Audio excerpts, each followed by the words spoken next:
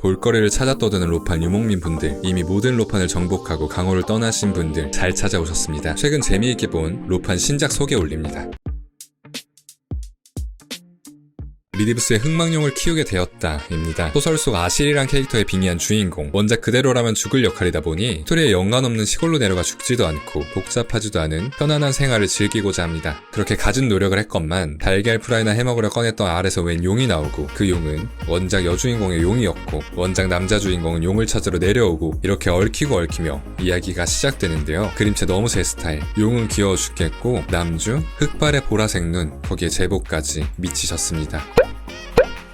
코미코의 아무튼 로판 맞습니다 입니다. 소설에 빙의도 했고 황제도 해봤고 대충 회기도 한번 때린 인생 3회차 여주 리테라 미르토, 그는 전생에 북부대공 페르스 테르미네와 5년간 편지를 주고받았는데요. 자상하고 배려심 깊은 편지에 많은 위로를 받았지만 결국 얼굴 한번 보지 못하고 죽고 맙니다. 그래서 회기 한참에 소원을 이루러 북부로 떠나고 만나고 싶었던 북부대공을 만나지만 덕수룩한 수염에 얼굴에 흉터가 그득한 찐 북부대공이 등장합니다. 그러니까 인친이란 정모했더니 삼국지 주인공 같은 사람이 나온 거죠. 인생을 3번이나 살았는데 또 위기를 맞은 여주, 사람도 없고 춥고 잘생긴 남자도 없는 북부에서 대체 어떻게 살아갈지. 연출도 재밌고 대사도 재밌고 이 정도면 로판이라기보다 로코입니다.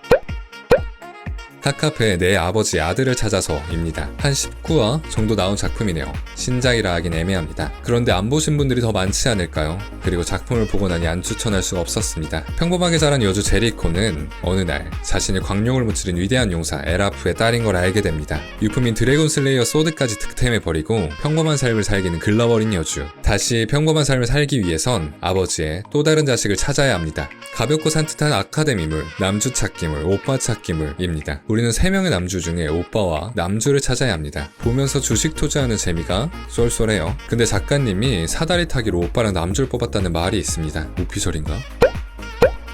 필리아 로제 가시황간의 애언입니다. 네이버의 화요일 웹툰 저 아래에 있는 작품입니다. 역시나 모르시는 분들이 많으실 테죠. 그런데 웹소설은 유명합니다. 인생작으로 꼽는 분들이 꽤 많은 작품이에요. 그도 그런 게 필력도 좋고 스토리도 좋고 설정도 좋거든요. 이야기는 사람의 마음을 읽을 수 있는 주인공 필리아가 한 임무를 맡으며 시작합니다. 그 임무는 자신의 형제를 모두 죽이고 황무지로 달아난 왕자 레오를 설득해 반란을 멈추는 거였죠. 이런 피폐하게 잘생긴 왕자를 과연 설득할 수 있을지, 그리고 같이 다니는 기사님은 왜 이렇게 잘생긴 건지. 웹툰화된 지 얼마 안 돼서 웹소설도 매일 10시 무료 이벤트 진행하고 있다고 합니다.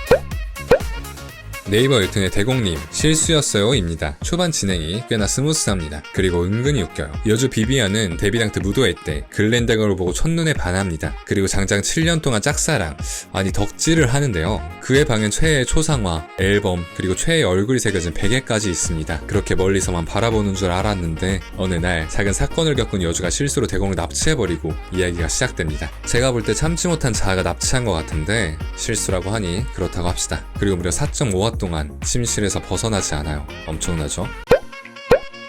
다음은 네이버 웹툰 전생 연분입니다. 얼마 전까지만 해도 평범한 고등학생이었던 김민주, 어느 날 전생을 깨닫는데 그 전생이 바로 조선의 국모였습니다.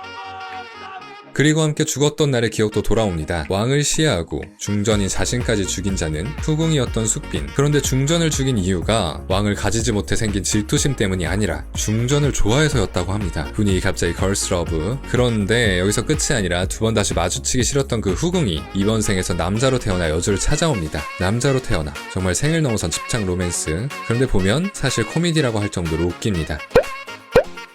원작은 완결난지 한참 됐습니다만 입니다. 주인공은 소설 속 남주에게 파혼당하고 악녀가 된 엘레나에 빙의됩니다. 당연히 악역 역할을 온전히 해줄 리 없으니 원작은 남녀 주인공의 결혼으로 해피엔딩, 소설 속에 남게 된 엘레나는 장기를 살려 연애 상담소를 차리는데요. 그러다 원작의 서브남주 휴와 관련된 의뢰를 받으며 본격적으로 이야기가 시작됩니다. 꽃다움 이유는 버리고 벌크업한 수염 헬창이 되어버린 휴, 그를 정상으로 되돌리고 의뢰를 마칠 수 있을까요? 짐승남과 뻔뻔녀의 로판입니다.